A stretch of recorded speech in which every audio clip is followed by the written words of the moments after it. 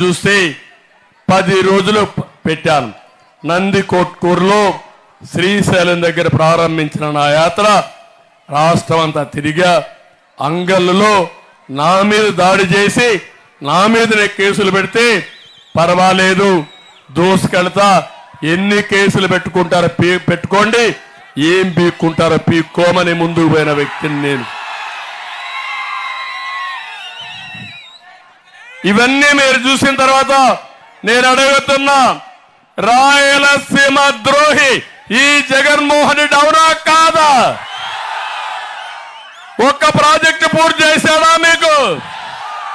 19లో మీరు 52 సీట్లో 49 గెలిపించారు.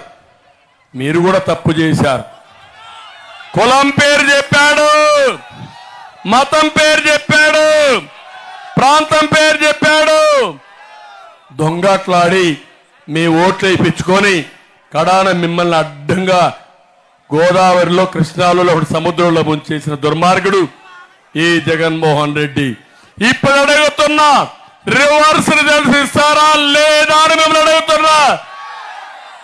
52కు 49 రాయలసీమలో గెలిపించమని ప్రార్థిస్తున్నా.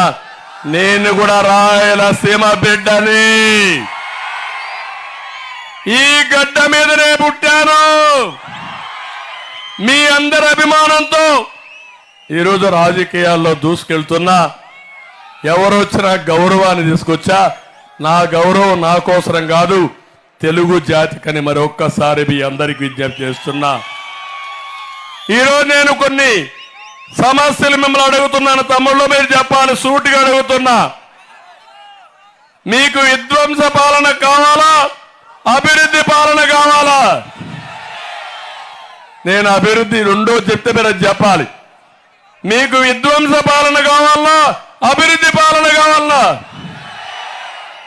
మీకు సంక్షేమ పాలన కావాలా, సంక్షోభ పాలన కావాలా? సంక్షేమ పాలన. 3, మీ బిడ్డలకు ఉద్యోగాలు కావాలా? గంజాయి అదే మారిగా డ్రగ్స్ కావాలా? తమ్ముళ్ళు అని మిమ్మల్ని అడుగుతున్నా.